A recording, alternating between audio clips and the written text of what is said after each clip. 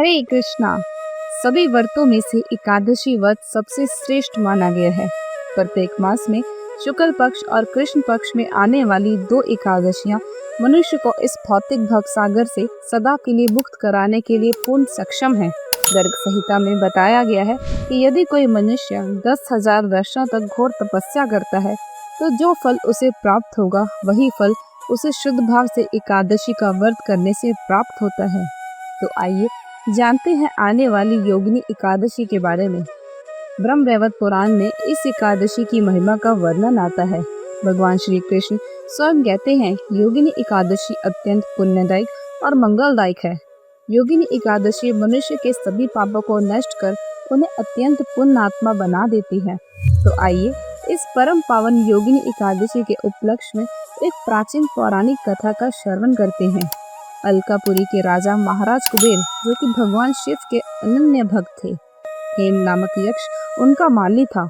उसकी पत्नी विशालाक्षी अत्यंत सुंदर थी और हेम उससे बहुत अधिक आसक्त था।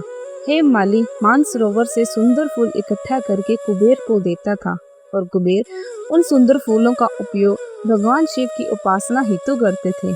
एक दिन हेम माली मानसरोवर से फूल लाया, लेकिन पत्नी के प्रेम में पड़कर वह हंसी मजाक और प्रेम विलास में लग गया और उधर राजा कुबेर दोपहर तक उसकी रात देखते रहे और फूलों के अभाव के कारण कुबेर की पूजा संपन्न न हो सकी।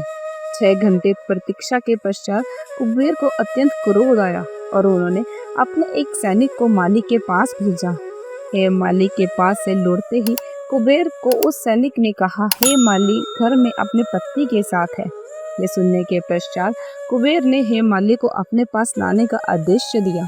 अपनी भूल को जानकर हेम ने कुबेर के सामने आते ही उन्हें प्रणाम किया और उनके समक्ष हाथ जोड़कर खड़ा रहा। अत्यंत क्रोधित होकर कुबेर हेम माली से बोले, हे मूर्ख, तूने मेरे आराध्य भगवान शिव का अपमान किया है। यह सब तेरे इंद्रिय भोग और पत्नी आसक्ति के कारण हुआ है। मैं तुझे श्राप देता हूँ, तू कोढ़ से ग्रस्त होगा और अपनी पत्नी से सदैव दूर रहेगा। अभी इसी क्षण इस स्थान से निकल जा।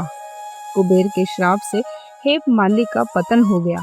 वह इस मृत्यु लोक में जन्मा और शीघ्र ही उसे कोढ़ हो गया। वह दुख, भूख, प्यास और पीड़ा से व्याकुल होकर जंगलों में भटकने लगा। दिन भर उसे सुख नहीं मिलता और रात को उसे निंद्रा नहीं आती।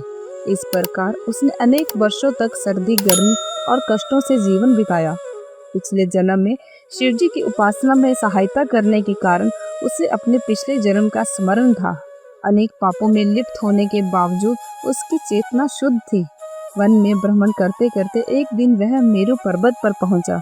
वहां पर उसने महान तपस्वी मार्कंडेय ऋषि को देखा, जिनकी आयु 7 कल्प है और जिनका आश्रम ब्रह्मा की सभा के समान लगता है। उन्हें देखकर हेम ने दूर से ही उन्हें अनेक बार प्रणाम किया। यह देखकर दयावान मार्कंडेय ऋषि ने उसे अपने समीप बुलाकर पूछा, तुमने ऐसे कौन सा महापाप किया है जिससे तुम्हें ये रोग हुआ है? हेम माली ने सारा वृत्तांत ऋषि से कह सुनाया। यह सुनकर ऋषि ने कहा, तुमने मेरे समक्ष सत्य कहा है, अतः मैं तुझे एक ऐसा व्रत बताऊंगा जिससे तेरा उद्धार होगा। तभी मार्कंडेय ऋषि ने कहा, हे माली, आषाढ़ मास की कृष्ण पक्ष में जो योगिनी एकादशी आती है उस व्रत का तुम पालन करो। यदि तुम इस व्रत का श्रद्धा और निष्ठा से पालन करोगे तो तुम्हारे समस्त कष्ट समाप्त हो जाएंगे। यह सुनकर हेम माली अत्यंत प्रसन्न हुआ। उसने ऋषि को प्रणाम किया और हेम माली ने योगिनी एकादशी व्रत का कठोरता से पालन किया और कोढ़ मुक्त होकर अलकापुरी को लौट गया और अपनी पत्नी के साथ आनंद में रहने लगा। इस संपूर्ण कथा को युधिष्ठिर महाराज को सुनाने के बाद भगवान श्री कृष्ण कहते हैं, हे राजन, जो भी व्यक्ति योगिनी एकादशी का पालन करता है उसे 88,000 ब्राह्मणों को भोजन कराने के बराबर पुण्य फल प्राप्त होता है।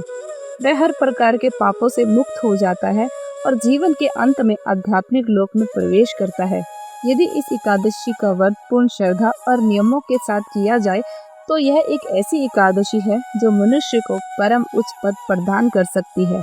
संसार के सभी पाप एकादशी के दिन भगवान नारायण की आज्ञा से अन्न में वास करते हैं, इसीलिए इस दिन अन्न का सेवन वर्जित है। यदि आवश्यकता हो तो दूध, फल या एकादशी प्रसादम ले सकते हैं। एकादशी के दिन हमें अपनी चेतना को भगवान श्री कृष्ण से लगाना चाहिए और अधिक से अधिक समय हरे कृष्ण महामंत्र का जप करना चाहिए। हरे कृष्ण कृष्ण कृष्ण हरे हरे, हरे राम राम राम हरे हरे। और साथ ही एकादशी के दिन व्यक्ति को भगवान श्री कृष्ण के चरण कमलों की शरण में जाना चाहिए। भगवान श्री कृष्ण की दिव्य लीलाओं का कीर्तन करना चाहिए और उनका श्रवण करना चाहिए। योगिनी एकादशी केवल व्रत ही नहीं, यह एक आध्यात्मिक उपचार है। यह जीवन के कष्टों को हर कर हमें भगवान की ओर अग्रसर करती है। यदि आपको यह वीडियो उपयोगी और प्रेरणादायक लगी हो तो कृपया हमारे चैनल को सब्सक्राइब करें। इस वीडियो को अपने मित्रों और परिवारजनों के साथ शेयर करें ताकि हमारी हर आगामी एकादशी और भक्ति से जुड़ी वीडियो सबसे पहले आप तक पहुंच सके। हरे कृष्णा।